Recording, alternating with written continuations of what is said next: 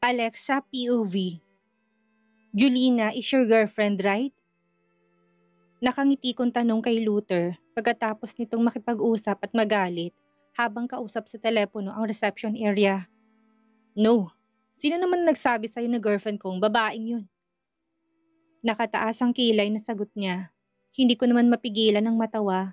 Kung kanina, galit na galit siya habang kausap ang receptionist, bigla yata nagbagong ihip ng hangin. Hindi ko na siya nakikitaan ng galit, bagkus kalmado na siya. Wala lang, minsan ko kayo nakita na nagde-date doon sa restaurant. Kung saan ako nagpa-part-time before. Kaya akala ko talaga jowa mo siya. Natatawa kong sagot. Ewan ko ba, bigla ako nakaramdam ng kaginhawaan ng kalooban sa kaalaman na wala siyang relasyon kay Julina.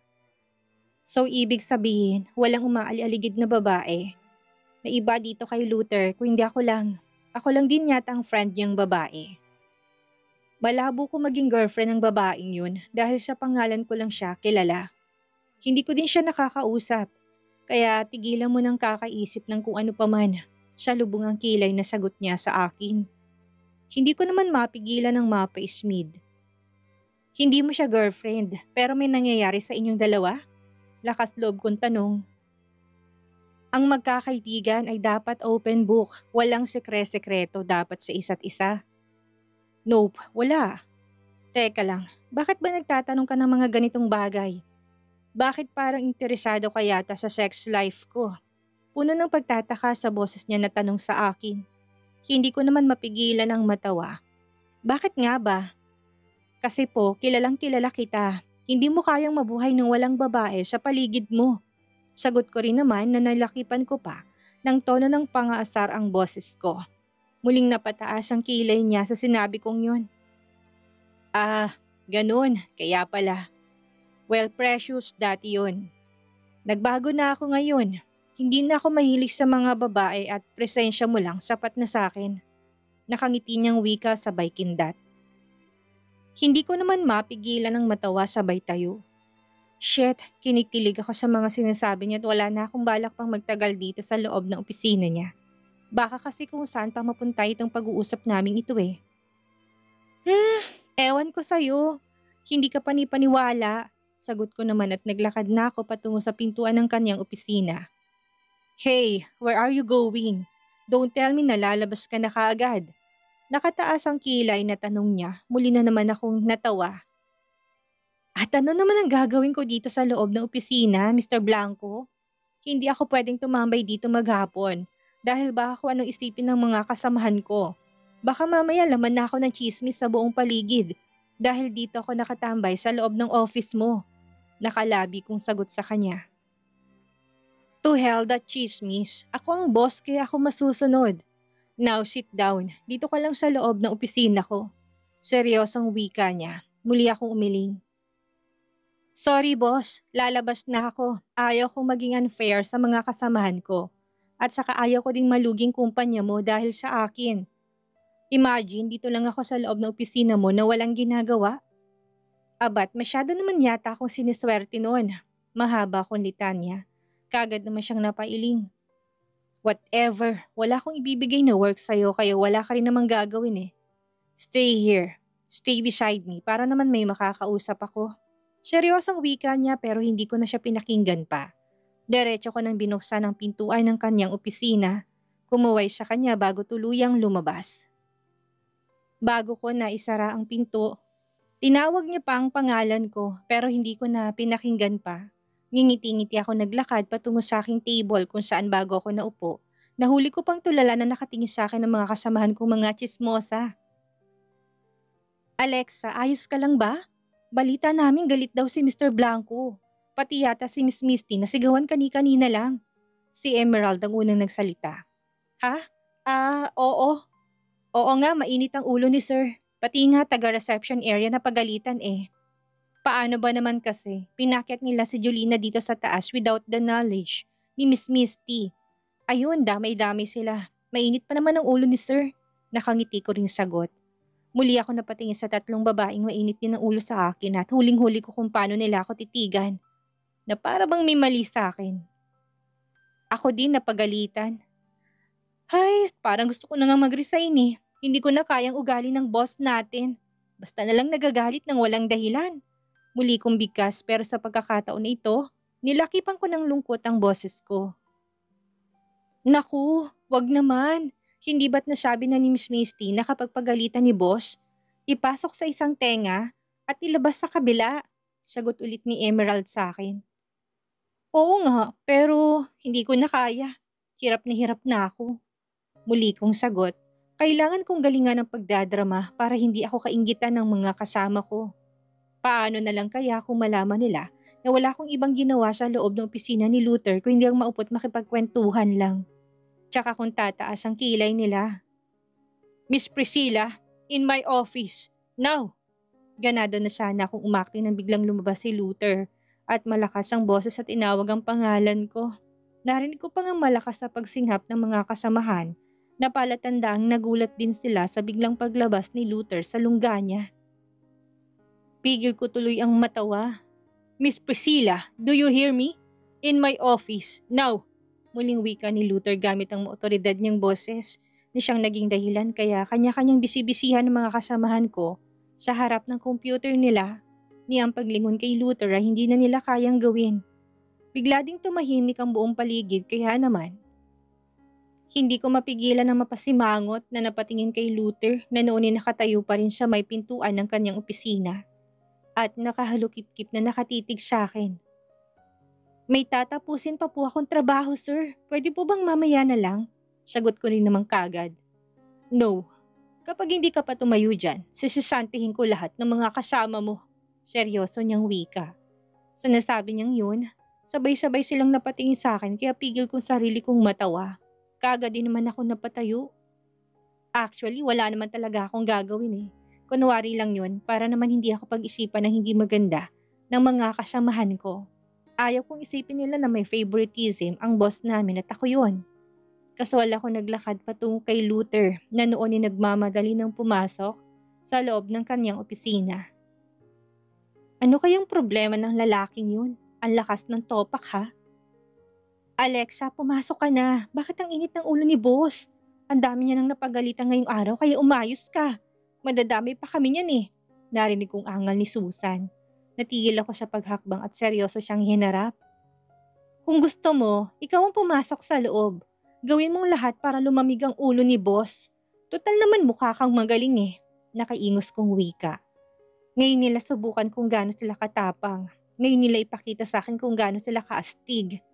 Takot naman palang mawalan ng trabaho. Tapos kapag makachismis at makadedma sa akin, wagas. Ikaw ang tinatawag ni boss, kaya ikaw ang dapat na pumunta sa kanya. Baka naman kasi palpak ka, kaya mainit si boss sa'yo. Nakaingos na sagot ni Susan sa akin. Hindi pa rin papigil ang bruha. Sabunutan ko kaya, total naman malakas ako kay Luther.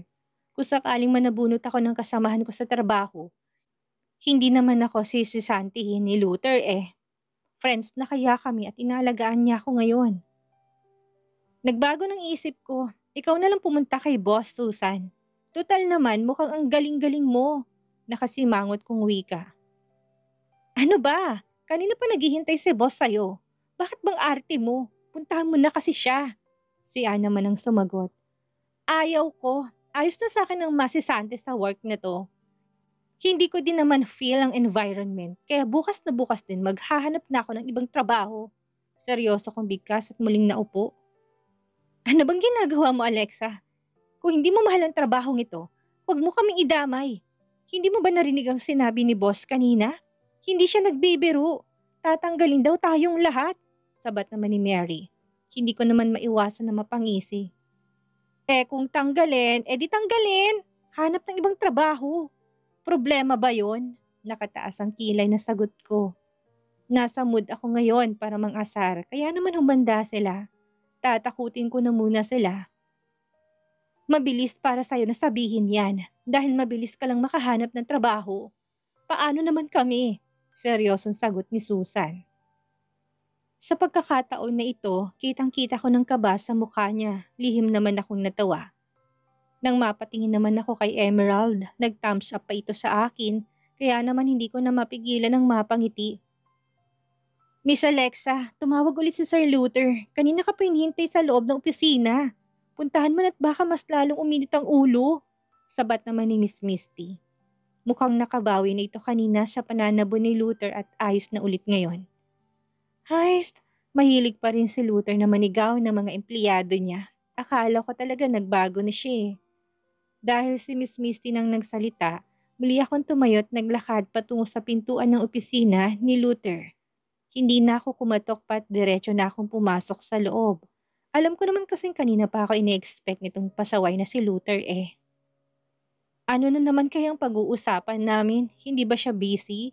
Wala ba siyang importanteng trabahong gagawin at ang dami-dami niyang oras para makipag-usap sa akin? Luther, ano na naman to? Bakit pa puro ka nalang tawag ng tawag? Seryoso kong tanong kay Luther pagkapasok ko dito sa loob ng opisina niya. Nakaharap siya sa kanyang computer at halatang may trabaho siyang ginagawa. Pero nang marinig niyang boses ko, kaagad siyang nagangat ng tingin at direktang tumitig sa akin. Akala ko hindi ka susunod sa gusto ko eh. Dito ka lang sa opisina ko. Nakita mo bang mini ref na yan? Maraming pagkain dyan. Magmerienda ka na muna habang hinihintay ang mga pagkain na pinabili ko kay Miss Misty. Seryoso niyang wika sa akin.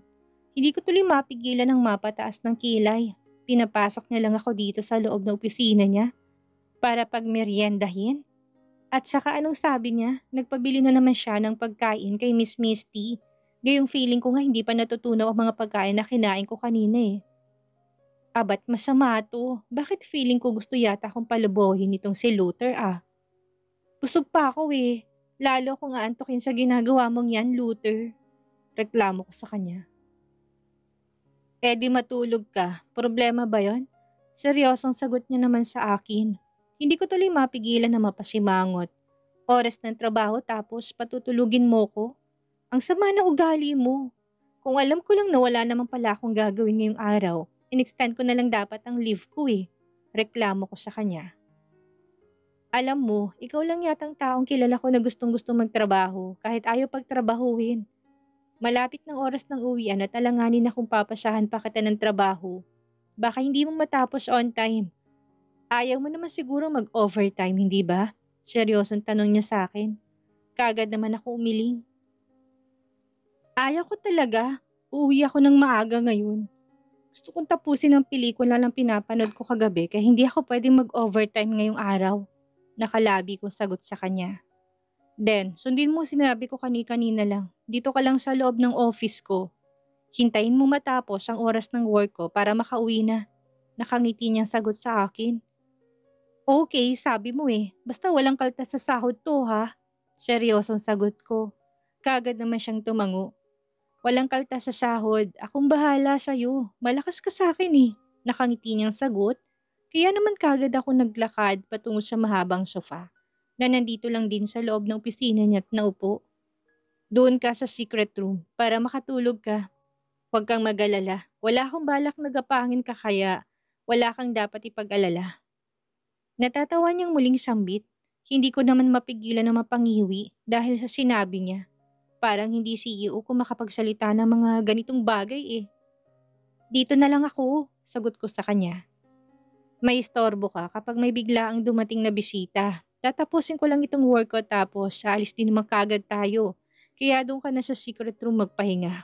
Nakangiti niyang sagot sa akin. Bakit? Saan tayo pupunta? Seryosong tanong ko. Sa bahay nila lolo at lola. Doon tayo kakain ng dinner kaya ihanda mong sarili mo. Nakangiti niyang sagot sa akin. Kaagad namang namilog ang mga mata ko sa gulat. What? Bakit doon? Tsaka bakit kasama ako? Seryosong tanong ko. Bakit? Bawal ba? Ikaw lang ang pwede kong isama doon kaya walang dahilan para tanggihan mo ko. Sige na, magpahinga ka na muna. Gigisingin na lang kita mamaya kapag aalis na tayo. Nakangiti niyang sagot sa akin. Kaya pala ayaw mo akong pagtrabahuhin. May iba ka palang balak eh.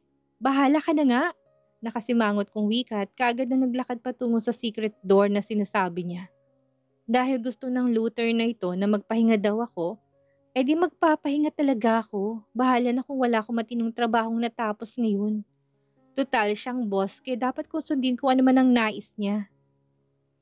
Ayaw ko pa nun, present ako dito sa kumpanya tapos wala naman akong ginagawa. Ibang klase din palang magmahal ng kaibigan tong si Luther. Parang katulad lang sa dati. Parang kagaya lang ang setup namin ngayon noong mga panahon na magka-live-in pa kami. Habang oras kasi ng trabaho noon, hinahayaan niya ako matulog dito sa secret room niya. Pagkatapos, magigising na lang ako minsan na minumukbang niyang hiyas ko. Sa naisip kong yon, wala sa sariling napahinto ako sa paghakbang. Parang gusto ko tuloy iuntog ang ulo ko sa mga naiisip ko.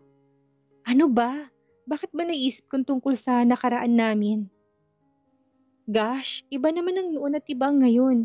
Bakit man tungkol sa mukbang ang biglang pumasok sa isipan ko? Ang laswa ko, ang laswa ng utak ko. Nakakahiya. Hindi naman ako nakatulog dahil kung ano-ano na lang pumapasok sa isipan ko habang nandito ako sa secret room ni Luther. Hindi talaga comfortable lalo na't saksi itong secret room sa mga ginagawa namin ni Luther dati.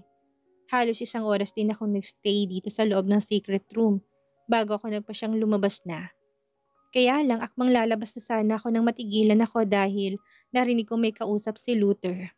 Familiar sa akin ang boses ng kausap niya ngayon. Kaya muli kong sinarang pintuan at nag-iwan lang ng konting awang para marinig ko kung ano man ang mga pinag-uusapan nila. Get lost. Hindi ba't sinabi ko na sa'yo na wag ka nang pumunta dito sa opisina ko? Hindi ka ba talaga titigil, Daniel? Halata ang galit sa boses ni Luther habang sinasabing katagang yon. Sabihin mo sa akin kung nasan si Alexa para tumigil na ako, Uncle. Ano ba? Kailan mo ba matatanggap sa sarili mo na mahal ko si Alexa? Seryosong sagot naman ni Daniel. Hindi ko tuloy mapigilan na mapasinghap, lalo na't mukhang ako yatang topic nila. I don't care about your feelings, Daniel. Hindi na pwede sa'yo si Priscilla kaya tumigil ka na. Tigilan mo na siya. Seryosong sagot naman ni Luther dito.